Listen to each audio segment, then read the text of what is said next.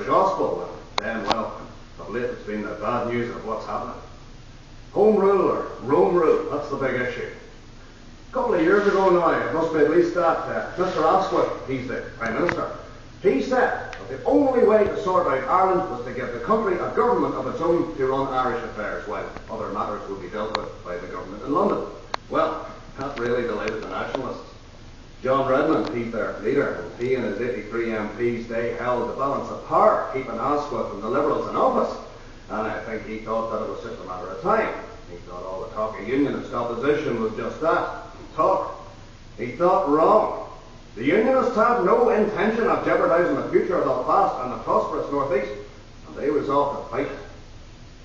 Sir Edward Carson became the leader of the party, and the very first thing that he did, along with Captain James Craig, was to organise a rally to get the Unionists on the move.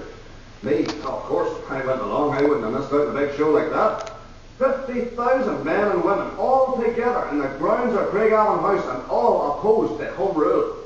Carson made some speech, and he left us in no doubt what would happen. We must be prepared.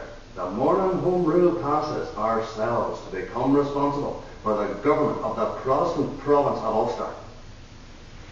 Ulster Day was to be the biggest demonstration of unionist opposition. This time, but you didn't just have to listen to speeches, you had to sign a commitment to the unionist cause. Rallies were held all over, but I went up to the one in Belfast. It started off with a service. I wouldn't have minded to conducting that one myself, and then Carson went into the City Hall to sign. He came out to see a vast crowd of supporters. Then, slowly, we all went in to sign. Up to 550 people could sign at the same time.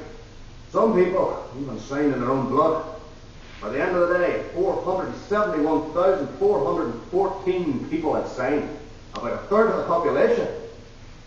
Some people were still not convinced of the strength of feeling. Some denounced it as a silly masquerade, others an impressive farce. Redmond was still of the opinion that there might be a riot or two in Belfast, but that would be about it. Me, what did I think? Well, when you sign something in blood, I think you mean it. Start of 1913, Home Rule seemed inevitable, and the Unionists decided to form the UVF, the Ulster Volunteer Force, to be recruited from those who signed the Covenant. The Nationalists responded by setting up the Irish Volunteers with the aim of securing the rights and liberties common to all the people of Ireland without contemplating aggression or domination.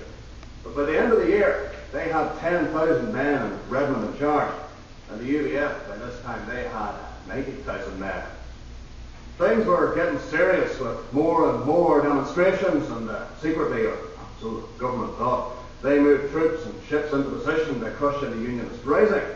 But sure, Carson knew all about it, and the government had to back down when 60 army officers stationed at the Curragh said they'd refused to lead their men against Ulster loyalists. And then, the UVF got their guns. I got orders to be in Larne at 1 a.m. Saturday, the 25th of April. There was some excitement. No one was quite sure, but we guessed. The boat came in, we were loaded up with guns to take the prearranged stores. That shook everybody up. The Irish Volunteers, now controlled by Redmond, and with 130,000 men, now took steps to get armed.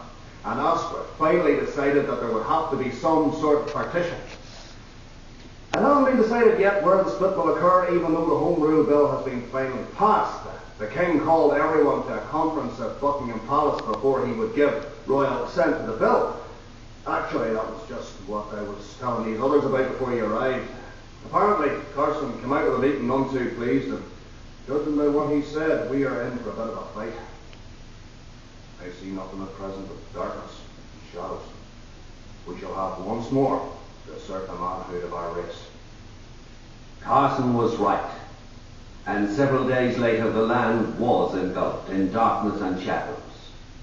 War was declared, not civil war, but war against Germany.